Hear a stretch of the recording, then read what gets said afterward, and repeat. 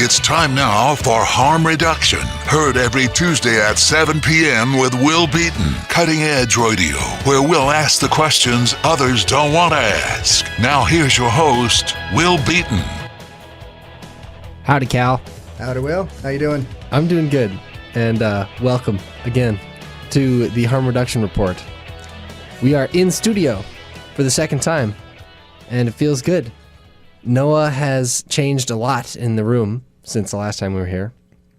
He just gave us the little tour, and the biggest difference is this machine that's going to make it really easier for us to upload the files and stuff. And yep, some new equipment. Some automated features, and I'm excited. And it's good to be in here again.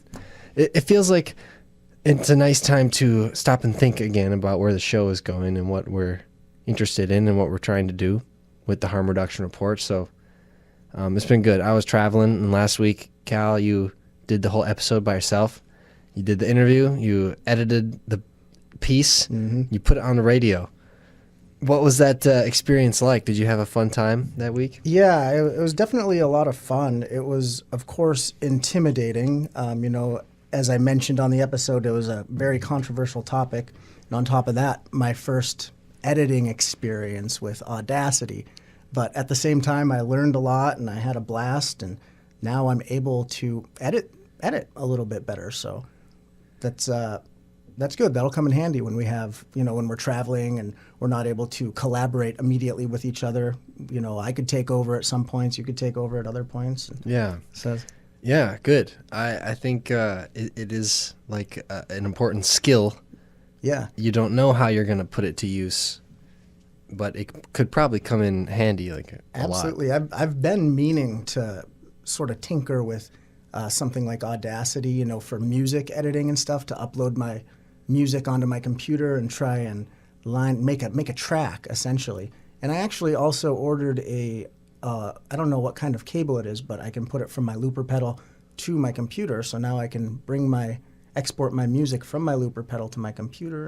And in Audacity, yep. Mess with it? Yeah, see how that goes for me. Nice. Cool. Yep. I'm excited. I told you there was a bunch of guitar effects, but I remember now, I think that was when I was using Adobe Audition. It's similar to Audacity, a little fancier, and It costs money, but there's a whole bunch of effects explicitly for guitars that you've plugged in. But Audacity, yeah, you can do a lot, even though sometimes it's very frustrating. Yeah, I got a little bit of that. It took me for that one 56-minute or 57-minute episode, it took hours, and I was not anticipating that. I knew it would probably take a little longer than I was thinking, but golly. It always takes longer than you think. So that's why Noah has encouraged us to come in studio more, because and to do the episodes in one take. I mean, to do it live would be ideal every week, and that's what he really wants us to do.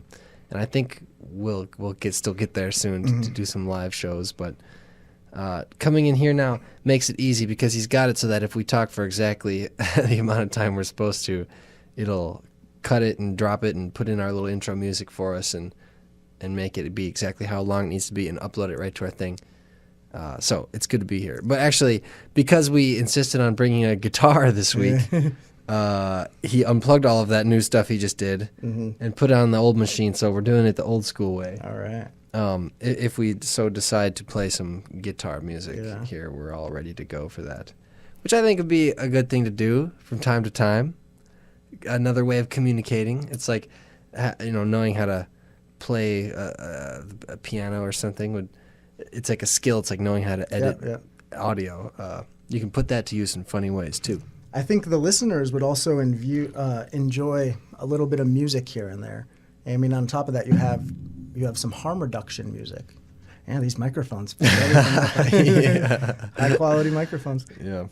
But yeah, then you have your harm reduction song, I've heard, that is really impressive. It's very good. I think that'd be super relevant to a channel like this. It'd be awesome and entertaining. That'd be fun. Let's do some more music. And we told Frank White in class one day, we are going to do harm reduction music. We're going to make it be a known about thing. And so we have to fulfill our promise. I made the promise, so I feel responsible for doing something. That was kind of my initial vision stepping up into the whole harm reduction platform was that it would be mostly centered around music. I didn't quite realize all the doors that would open, all the possibilities, like being on the radio and speaking at live events and stuff. I was thinking more along the lines of music, which we can also do, but now we have all these other opportunities as well, which is just fabulous. I absolutely am loving it. Yeah, we haven't done any music really yet, and this is our 15th episode. 15, it doesn't seem like that much, but then it does seem like a lot. 15 weeks we've been doing this. The 15 weeks is a long time. Yeah. And you look at our little playlist on our YouTube channel. Well, it's on the Sandbagger News YouTube channel. There's a playlist called the Harm Reduction Hub that's got our 15 episodes, or 14 episodes. And it looks, at the same time, very humble and also very, I'm very proud of it. Yeah. It's really nice seeing a playlist, Especially when you realize, that it's how much editing has gone into it, all that too. Hopefully we get better at it and the amount of editing hours goes down. Yeah. I feel good about it. I feel like we've been staying on top of it. I mean, we've produced an episode every week on time. It's great. I felt bad a few times because I've posted it a few days late. Like, for example, this week, I just posted the episode on Facebook and YouTube today that started airing on Tuesday a few days ago. So we've made it to the radio on time most every week, but I've been slow putting it on YouTube a couple times. But still, they're all there. They're all there. They're there. Yeah. So that feels good. Yeah. Dude, go ahead. Well, you mentioned the doors that open and stuff. Yeah. And the funny directions they take you. And then 15 weeks go by and you see what we've got here. And it's nice. The one thing you will notice if you look at our Facebook or our YouTube playlist is the thumbnails. There's been an evolution of the thumbnail images. Maybe you can help me decide what is best. If you look at them, the first couple has this kind of just colorful background. It doesn't really make any sense. It's actually the sun with a blade of grass in front of it, out of focus, a picture I took. And then it says the number 001 Harm Reduction Report episode, and then 2, 3. But after that, I changed the background image and changed the text a little bit, and now I've changed it again, and I don't know if you've looked at them. I haven't seen them, no. I mean, I have seen them. I haven't paid close attention to that yet, See what you think about the thumbnails. Sure. Anybody listening has an idea. What I like Joe Rogan's podcast, just because his thumbnails on his video have the number of the episode, and he's done 900 episodes or more or something, and so it's just the number, and the thumbnail looks really nice. I was trying to emulate that. It doesn't look as good as his. Maybe we'll get there. Yeah. But the doors opening and all that good stuff makes me want to think about the Students for Sensible Drug Policy Conference, the SSDP conference in Baltimore, which is coming up. Is it in a week? It is, yeah. It's coming up here Friday. Oh, wow. Yeah. This Friday, yeah. Yeah, less than a week, dude. Yeah. We're going to be there talking. Are you excited for the trip? I am, yeah. I'm pumped. It's I've never been to a SSDP conference, but you have. No. Oh, you haven't. Right. So last year, as president of the UND Psychedelic Club in the SSDP chapter, we had our chapter points. We traded them in, and I was signed up to go to the SSDP conference last year in Oregon. But at the last minute, they allowed us to spend our points going to a different conference if we wanted to instead. And I did want to instead, and that was to the MAPS conference, the Multidisciplinary Association of Psychedelic Studies, which is a big 501c3 nonprofit based in Santa Cruz that is the parent organization, the fiscal sponsor of the Psychedelic Club. Their conference, they've only had like 2 or 3 of them, and it's like they don't know when the next one's going to be. It's every 5 or 7 years or so. And they're kind of bigger deals. Yeah. SSDP has a conference every year. Right. So I've never been to one, and I'm really excited to go. I am too. Yeah. I think we'll learn a lot of information. I mean, SSDP members from around the country will be gathering to share harm reduction perspectives and giving different presentations, and you'll be participating in the Lance Block presentation about confidential informants. Yeah. I'm excited to see all the different presentations that are going to be presenting. Me too. And I've got the schedule to the conference right here, and I thought it might be fun for us to, I'll just skim through it, maybe make a couple remarks, and why don't we chat about how some of these topics, how they relate to harm reduction. Sure. If we've considered them on the show, or if they're sort of, I don't know. I'm just curious to see. I haven't looked at it, and they just released the schedule. All right. So it's going to be fun. Friday, I'm getting there like 4:30 right before the welcome stuff happens. Do you know when you're playing it? Friday night, right? Yeah, sometime around 9, I believe. I'll be getting there. Okay. I'll have to double check on that. Got you. From 8 to 9 p.m., there is the first Congress for students. So I'm not sure. I guess a business meeting. They must vote student members as a board of directors or something. Okay. The business meeting, I don't think as an alumni I go to that, because from the same time there is something called the alumni gathering, which is at the on-site restaurant at the hotel. So I guess I'll be doing that. When you show up, you may join me or go to the Congress. I'm not sure. Saturday morning is the fun start. So there's a keynote speaker, Major Neil Franklin. I should click on him to find out who he is. But Saturday morning is a full day of conferencing. There's one about cannabis in the NFL. You know, I noticed a really good video online that had a bunch of NFL players. Yep. Did you see that? I think we're talking about the same one, It yes. was on Facebook. Yep. And I noticed Chris Cluey was in it. And he was the punter for the Minnesota Vikings, I think. Or he was.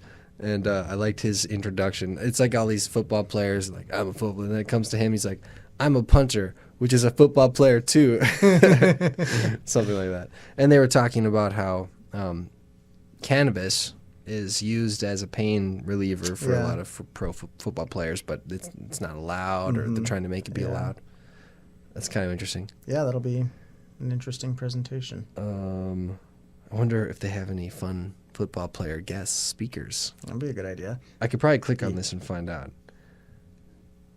But Sounds like a tough one to line up, having an NFL guest speaker. maybe. But I'm It's the sure- off season. Yeah, and I'm sure people, there's a whole Baltimore Ravens. there's a whole tone. I mean, I can see people willing to jump in and present and talk about this kind of stuff. Yeah. There's a campus change campaign, identifying opportunities and getting results. I guess how to do stuff on campus. That seems important. Psychedelics and health, current research, and how you can be involved. I wonder what that means. That's a fascinating title there. Description. Psychedelics and health, yeah. I'm super interested to see what studies show about some of these things. Like, I mean, the LSD 25, they're trying to isolate particular compounds within that substance to use as migraine prevention and stuff like that. They're coming out with all kinds of weird findings. And Yeah. I'm interested to see how that unfolds. And some of these findings are old, like a few episodes back when we met Haley and we were talking about you weren't actually there. No, but I did I was hear in your that. house, yeah. About how ketamine is used as a depression treatment and treatment for I think maybe some other similar or related things. That was interesting. But what was most interesting for me in that topic was that it was old. I mean, it's been used as a treatment for that for decades. Yeah, I didn't realize that either. Yeah. Yeah, so that's pretty interesting. It's kind of an obscure fact. There's one called psychedelic harm reduction. That seems pretty broad. That could go a lot of different directions.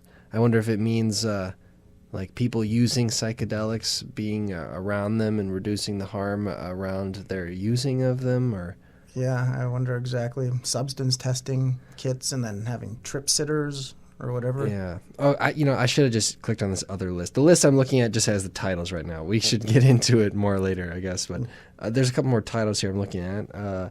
Activism at the UN, influencing international drug policy. That's kind of cool. SSDP has chapters all around the world. And so I'm sure that's like, I wonder if we're going to meet some people from, around the world. I don't know how many people come, Yeah. but that'd be fun.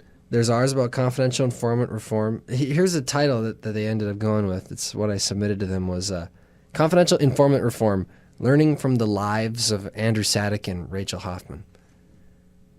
When I originally typed it, I said learning from the deaths of Andrew Sadek and Rachel Hoffman, and I just looked at it for a minute. I was like, oh no, we can't say that. Learn from the lives, and unfortunately, it is their deaths that is the reason why we even know of their names at all. But I don't know. Framing it that way made it seem a little more positive to me. Yeah. I'm glad they went with that title. Maybe that'll be nice. There's naloxone training. That seems really valuable. Cool. And solid. Very relevant. There's a lot of naloxone programs popping up, and Michael Dewlett's here getting Narcan into the. I saw 111 Narcan kits given to somewhere, and I bought my first Narcan kit. I went to that Inspire Pharmacy. $25. Picked up a Narcan kit and have it on standby. Nice. I don't know exactly what I'll do with it yet, but harm reduction. I'll have it available. You'll have it available. Yeah, that's very interesting. So there was, you're able to go into the pharmacy and buy that for so cheap now. Did they give you a prescription for it? Yeah, they had to. They gave me a little prescription. The pharmacist was licensed. They had to get quickly licensed to be able to prescribe from right behind the counter, but it is prescription nonetheless. Right. That's funny. That's how I described it too when I first picked up a prescription. It was like they gave me the prescription over the counter, basically. Yeah, it was over-the-counter prescription. Yeah. Maybe it's not that abnormal, but I guess I wasn't used to that. I don't know that I've heard of that before. Maybe it's common. Who knows? It just makes me think of a few days. I was going to tell the story about a few days ago when I volunteered at the mainline syringe exchange program in Minneapolis. A few weeks ago, we mentioned I was at the Minnesota AIDS Project learning about this. We set up the shadowing time, and when I was in the cities a few days ago, I actually went to the syringe exchange, which is in a different building in Minneapolis. And it was really interesting. And one thing I learned about was there's a law weirdly named the Pharmacy Access Act or something. It's got that word access in it. And what it does is it allows pharmacies to sell up to 10 syringes to somebody. Okay. But at their discretion. So they can choose not to sell you syringes, or they can choose to sell you up to 10. And so very, very often, from what I was told, people who look like injecting substance users will get denied buying it. But somebody in a nice looking suit who is maybe just needs some more syringes for something else, his insulin or something else, is able to get them. It just made me think of your comment there about how you walked into the pharmacy and you got what you needed. Yep, got the harm reduction materials, and that's important. Yeah, having access to the harm reduction materials. Now you'll have it. Yeah. There's something about post-conviction relief, expungement, rights restoration, and reparations, I think, for people, victims of the drug war who are in jail or something.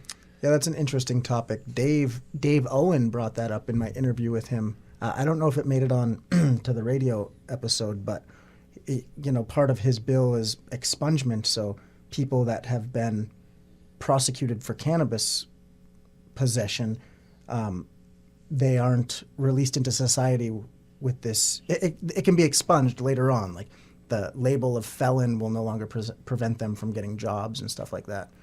So expungement is an interesting topic there. Yeah. Especially in states like Colorado where certain things are not illegal anymore, but people are still in jail for them, somebody arrested for having marijuana is in jail, whereas somebody who has the same amount of marijuana now is not going to jail, but they didn't let that other person out who's, arrested too soon. Yeah, there's some weird little loopholes like that. It looks like Saturday night's going to be fun because my friend Connor is going to come up Saturday morning and listen to our thing.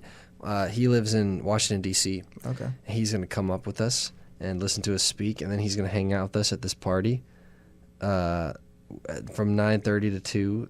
There is live music. There's a band of SSDPers called the Wets. Cool. Which I looked and that's the name of the group of people in the prohibition of alcohol phase who were for it. You know, you're either a dry person, you know, for the prohibition of alcohol, or you were a wet who was, you know, against prohibition. And so the SSDP band apparently is called the Wets. Cool. That's a deep, creative name. Yeah. Very, very thoughtful. Yeah. Sunday's going to be sweet. Another full day of fun conference-y stuff. The first thing that happens in the morning is Rick Doblin is the keynote.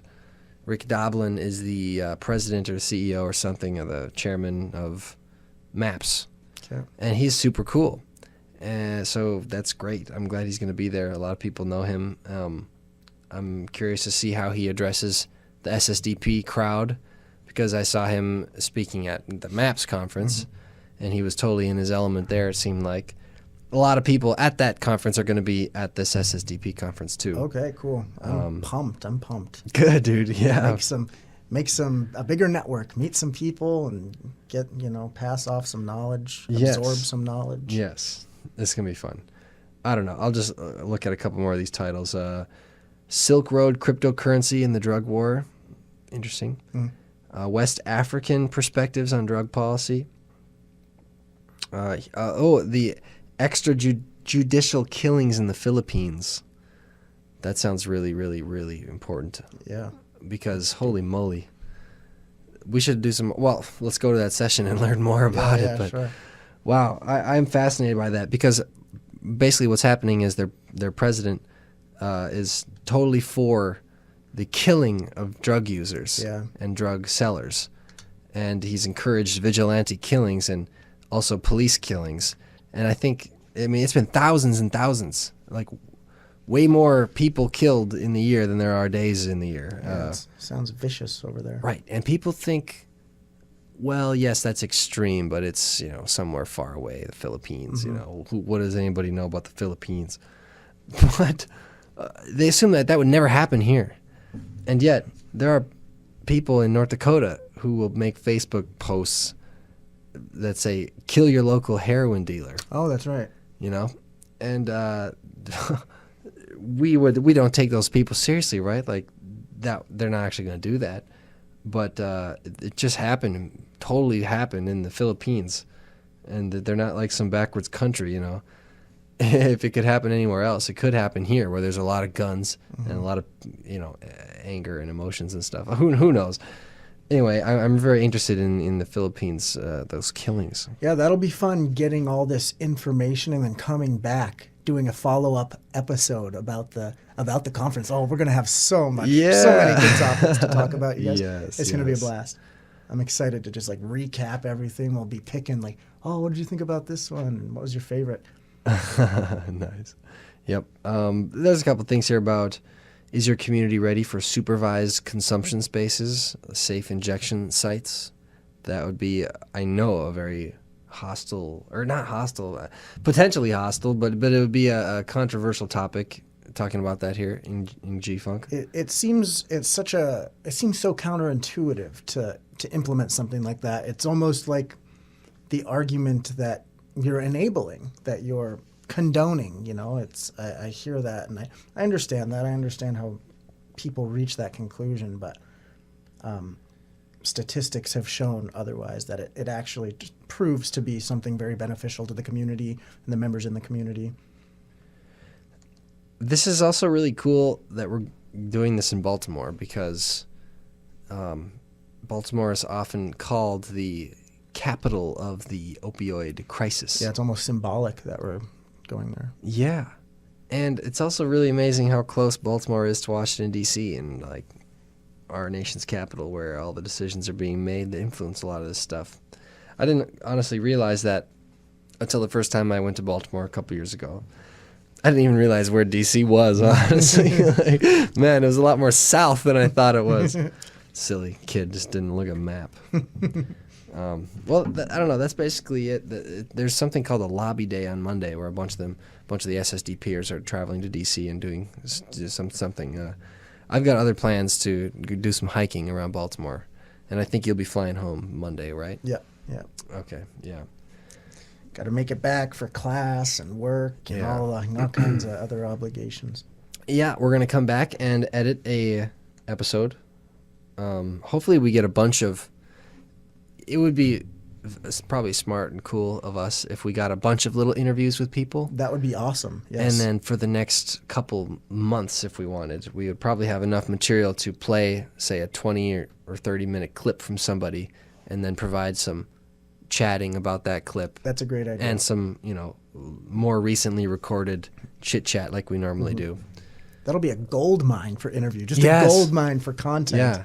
Okay, that's going to be fun. I'm going to bring Noah's microphone and boom, boom, boom, boom, boom. There you go. Be hitting people. And we can hit them with our phones, too, and I'll have my camera.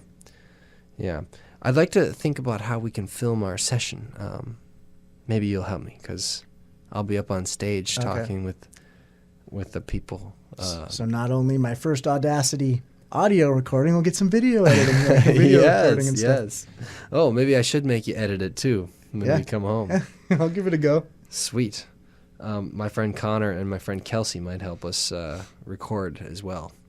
Some interviews that we can use for this. Cool. Also, Connor's a G-Funker, and we could talk to him for our Stigma video as well. Okay. An update on that, so I met with Michael Dulitz the other day, and we were going to meet for pizza.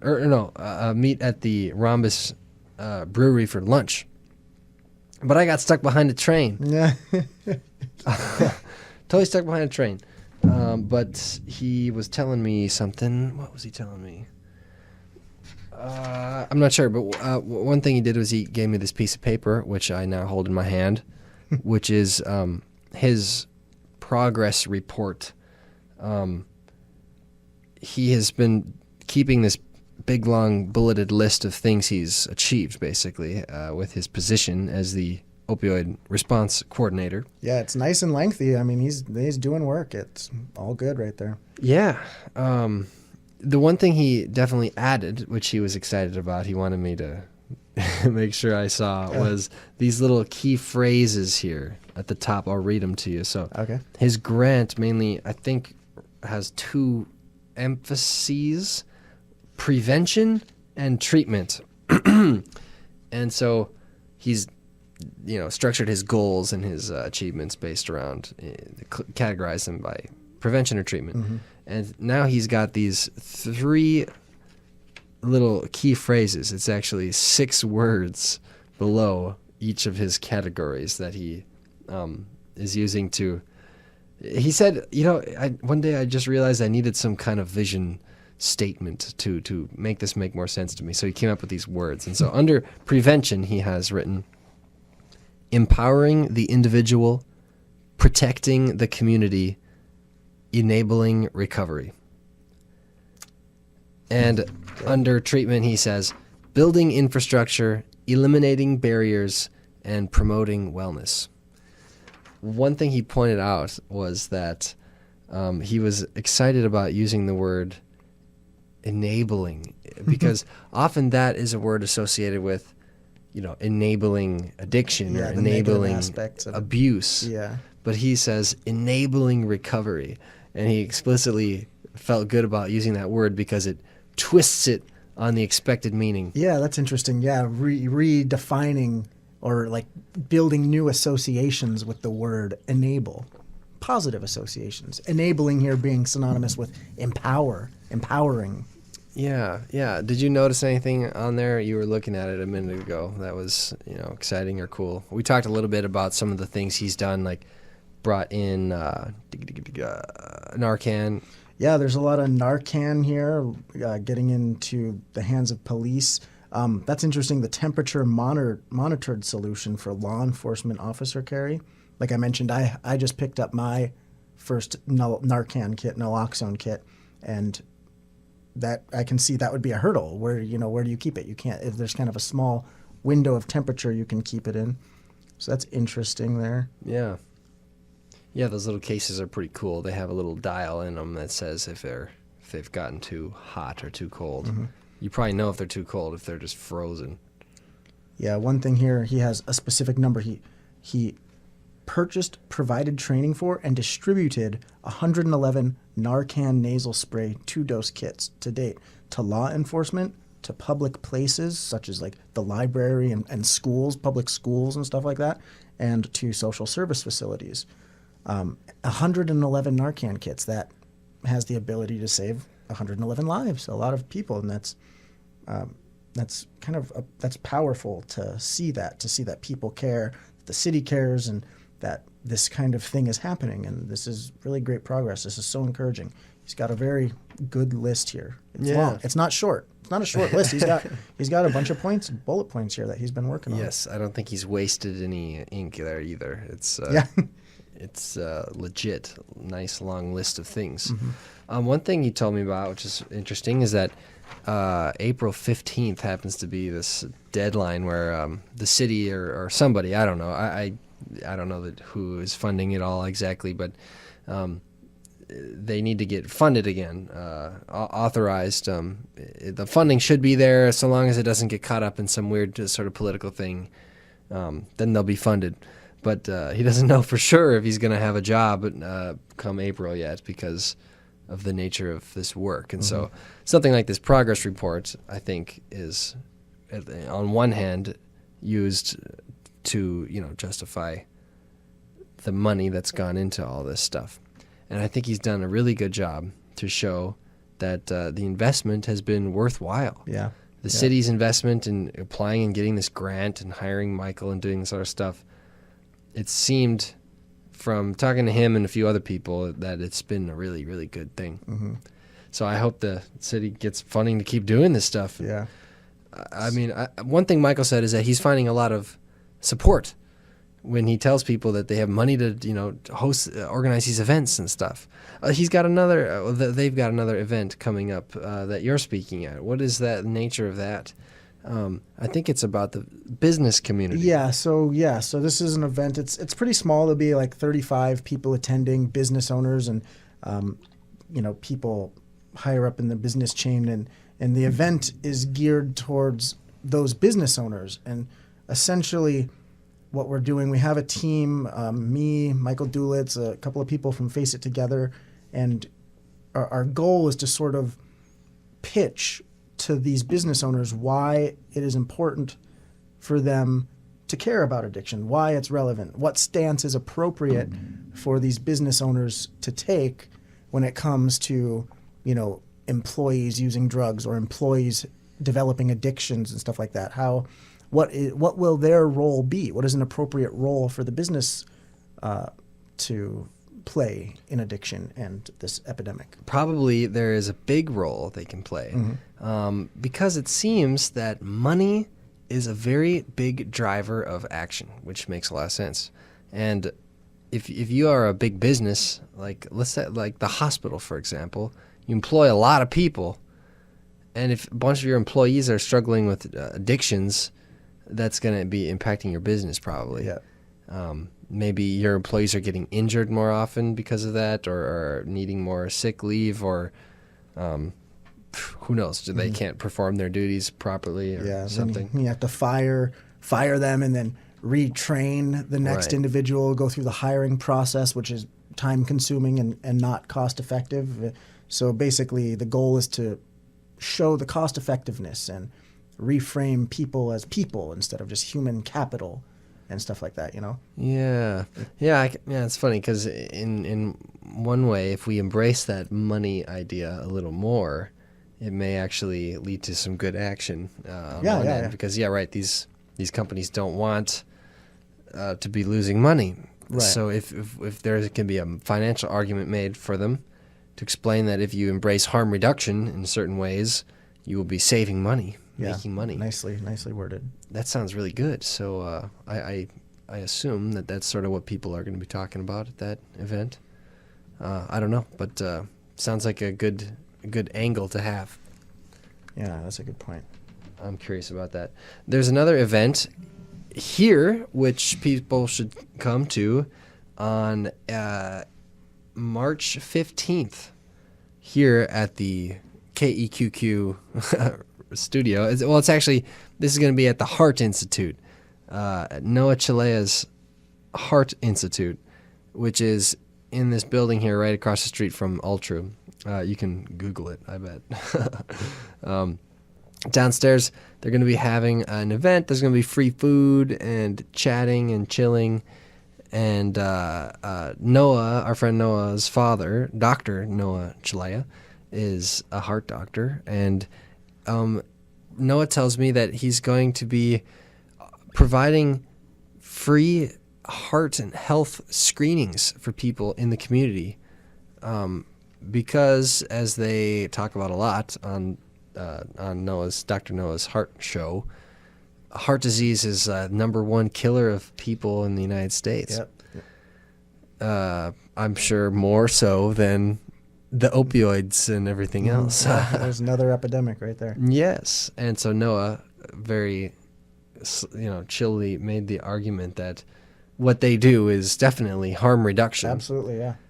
In that sense. So on the 15th, you can come to the Heart Institute here on Columbia Road and get some free food, some heart-healthy food. I can almost guarantee you there won't be any Little Caesars pizza allowed in Dr. Chilea's building. But it will be a good place to be coming and hang out. And I'm going to be there. Cal might be there. We're going to be broadcasting from the event for the radio station, which is located in the upstairs of the building. So we'll be here hanging out and I think trying to talk about harm reduction. Maybe we can pull people up to do little interviews about, you're telling me about healthy food or healthy lifestyle for my heart health. How all is that harm reduction? And I wonder if there are certain stigmas associated with this stuff too. I'm sure there is. I have friends who are trying to eat healthy, and there is a stigma in Grand Forks about eating healthy. That's interesting. You go to Hugo's, dude. I went to Hugo's once, and I asked for the tofu, and the person didn't even know what tofu was. So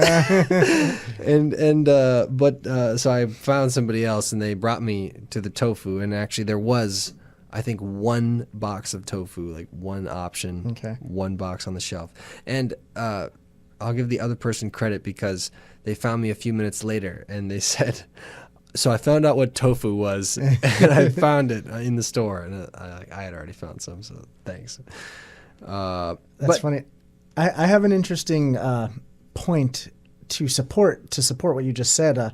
I took a class last semester, and we learned a lot about stigma and masculinity, and I can totally attest to that stigma. There is a stigma around healthy eating, and it's funny. I mean, if you think about, like, it's also tied to masculinity. Like in this example that we were given in class, they laid out statistics and stuff as to the stigma around a man ordering a salad over a steak.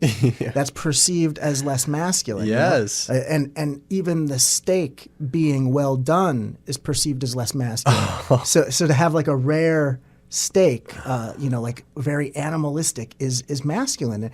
And that's very interesting. There's stigma even around your food choices. Oh, yes. Healthy eating, vegan diet, they're saying it's weird stigma related to that. It's very strange. It also seems, in some ways, these drug-related problems seem like a all or nothing, or they lump you into two extremes somehow.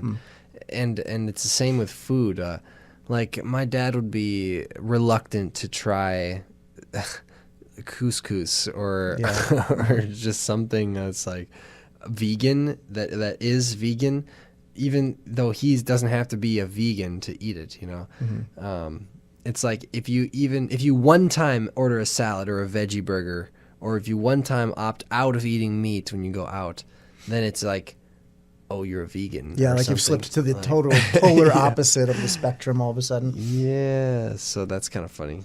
The food stigmas. Yeah, I've been trying to incorporate some more vegan meals and less animal protein. I don't need animal protein at every meal, which is I can easily get into doing all that. I have a feeling we would learn more at this Heart Institute event on the 15th. Yes, so, I am hoping that I can make it. I'll have to look at the calendar and everything. Sweet. Yes, well, yes, I'll be there. That'll be fun. Oh, I think I mentioned something about our stigma video.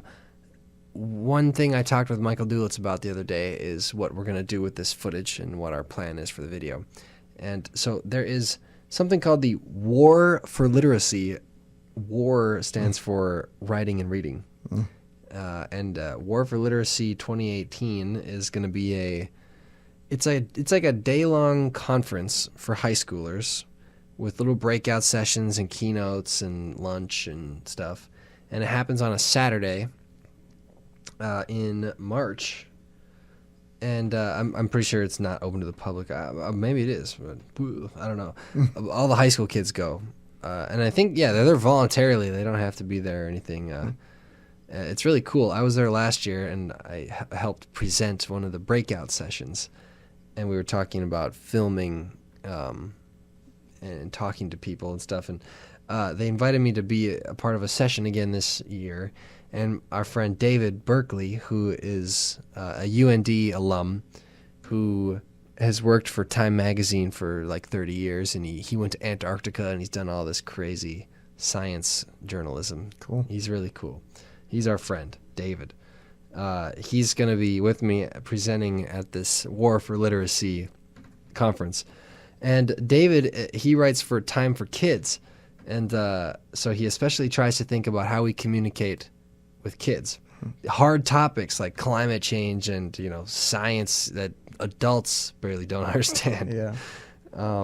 So he and I are doing this thing, and our topic is going to be about stigma.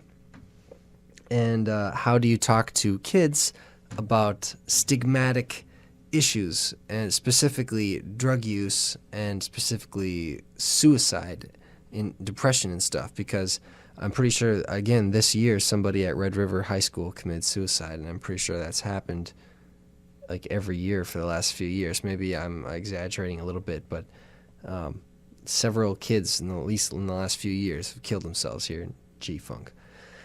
So, talking about stigma with these kids and talking about drug use with these kids, and I'm not sure. Yeah, so, super relevant, super important. Our stigma video, which includes mainly interviews with college-age friends of mine, we are going to play. Michael and I talked about, and I think I'd like to play the stigma video that we create, or at least one short version of it, for the high schoolers who are going to be in our session, and then say, okay, so we force these people to talk about some pretty stigmatic issues. How did we do that? And for this literacy sort of assignment, we're going to bring in our camera and our microphones, and we're going to sort of put the camera in the hands of the high schoolers and have them interview David and I and interview each other about stigmatic topics like this.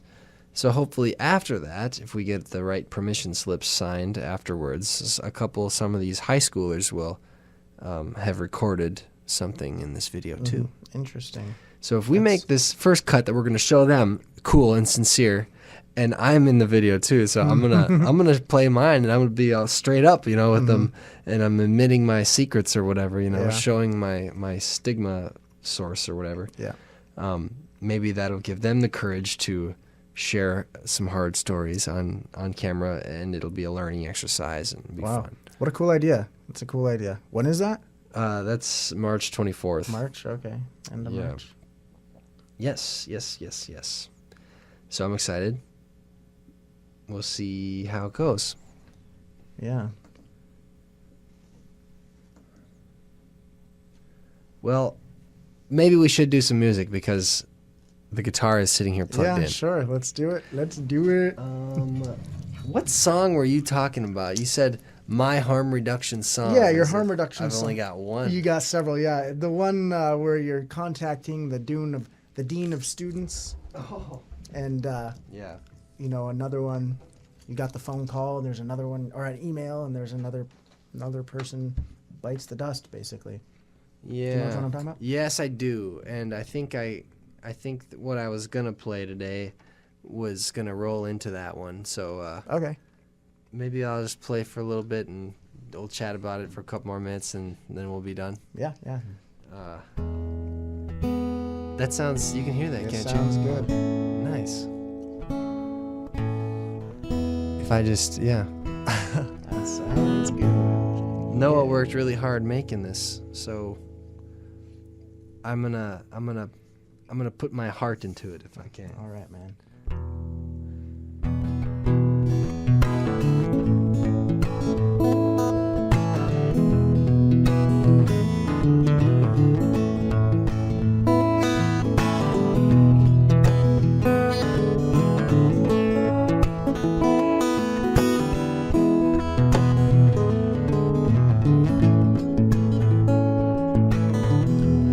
Because we lost our friends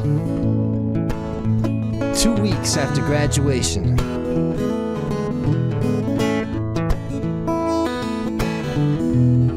Because our community said that we should turn around and blame them. 'Cause on the evening news, the day they died, you said, hey, that's why you shouldn't be doing drugs, kids. 'Cause you took a 20-year-old kid we grew up with, sentenced him to 20 years in prison, all for buying something on the internet without really knowing what he's doing and doing it with his friends. Yes,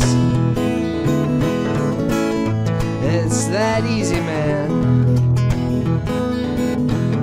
I wonder if he's sitting somewhere tonight figuring that he might as well be dead, that he might as well be in heck riding away in his North Dakota taxpayer paid for cell, fearing nothing more than the day they let him out, watching over his shoulder for the rest of his life for the guys they made him roll over on. He won't see him coming, oh, especially not if they get him on the inside. It's a matter of time.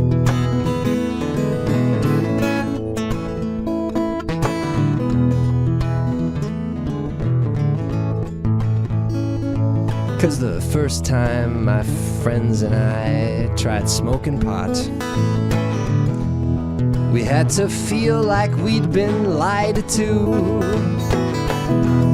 'Cause the first time we got drunk watching a hockey game, I nearly died in a hotel room back in high school, being so cool.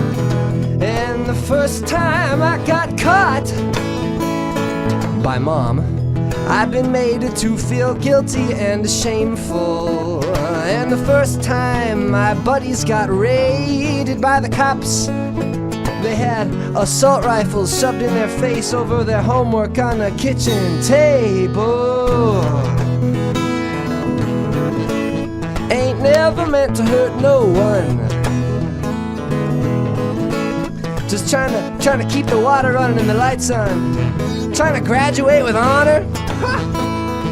Grow up. Trying to bring their buddies a medicine to treat the addictions that they picked up from popping the pills that they got from mom and dad's doc when they were young, to get them to shut up. 'Cause enough's enough.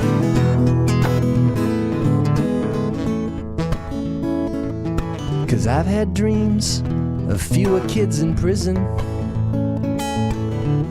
and dreams in which when you speak people actually listen. Cause I've had dreams of getting gunned down in the street by people supposed to protect me. Cause I've had dreams that up until this very minute, sitting in the KEQQ radio station with YourPalKal, that I can't believe is real. Cause I had dreams of waking up, choked up in vomit-covered sheets, hearing my sister walking in on me, screaming, oh, why? Why, God? Who knows, baby sister, maybe just 'cause.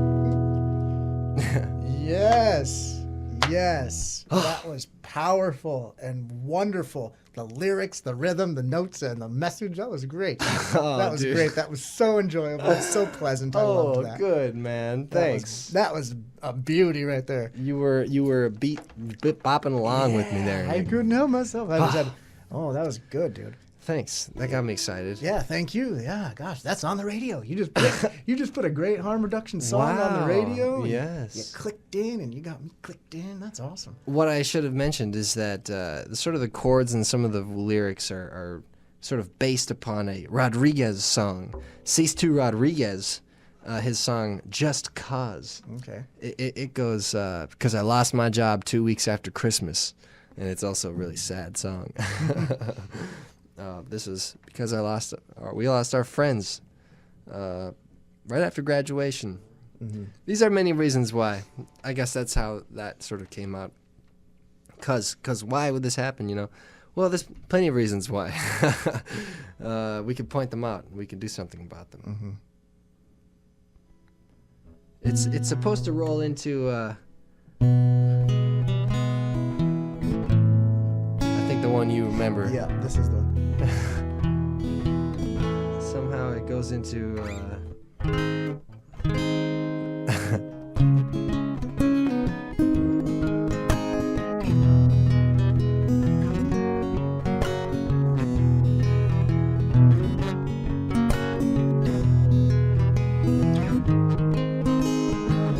It was a day like any other.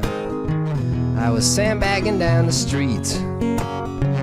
I was waving hello to all them good sandbagging people I see. That's when I got the call from Kara Hallgren, whom I was on my way to see. She said there's been an emergency and that she ain't gonna have time to meet. Now knowing her, she don't throw that word emergency around carelessly. See, Kara's the dean of students at UND, and she's the one who had to be calling the parents of kids at school who died from drug abusing. And no, it don't seem like a very fun job to me, but someone's gotta do it. Thankfully we had Kara too, but she don't wanna have to. She talking to students to find a solution. Just another gut punch G-funk morning, wondering if my friends are all alive. We're living it up on a gut punch G-funk morning, grateful that I survived the night. When I strolled on into class, I surely figured out fast what that emergency was for. There's a kid at the table next to mine missing, and a couple strangers by the door. They said, hey, we're from the counseling office and we hope you had a good weekend. One of your classmates surely didn't. In fact, they found him dead in his bed this morning. No idea what happened, and if anybody needs somebody to talk to, we understand. Now the kids shook their heads and a teacher said, "Sir, in chapter 10, just another gut punch G-funk morning." Wondering if it was drugs or suicide. It's usually drinking and driving. We're giving it up, it seems like, for practically nothing. Wondering how long we're all gonna stay quiet.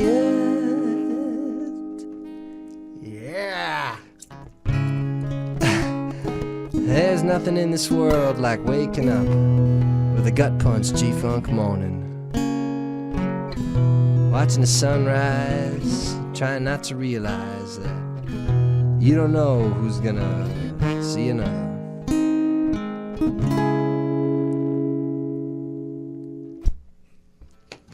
Another beauty. That's beautiful, man. Man, I actually missed a few words I should have put in there. I missed a part of it. I mean, man, nobody Nobody knows. Yeah, nobody knows. Nobody knows but me. Yeah. You get the chance to do it again too. You gotta read Yeah, this, dude. And that was great. That was beautiful. It's a good way to get fired up about some of this stuff. Mm-hmm. Yeah, it's emotionally charging. And we could record our own outro music. Yeah. You know. Yeah. Dude, thanks for jamming out. Your guitar is here too, and we were gonna have you play it, but maybe another time. Yeah, maybe save it for another. We've got a minute and a half left, and I would like to have. It'd be so cool if we could do a music event, a live music event. Yes. And the coolest thing that we could do is if we had, say, the Empire, and we had music interspersed between a scientific presentation and like a couple interviews with people, and like a discussion with the audience, and like music in between, and like a little video. Yeah, just kind of a fun, laid back, organized event, but still kind of laid back and fun, just jamming and chatting, presenting. Yes. That would be awesome. Mm-hmm. And we would get the chance to have all of our fun music friends share their wonderfulness with us, and maybe that'll reach people in the same way that sometimes a video will really reach somebody. I don't know what's better than being with people who are making music in front of you. You're making music with. Yeah, music is powerful. It's great. We have a little bit of everything now. We got some videos coming out, and we're doing radio. We got music. We're kind of hitting on all of the delivery methods that are going to impact people. It's really great. And if there's anybody listening who is interested in music or video or any of this other stuff who wants to help us with the show, please reach out to us.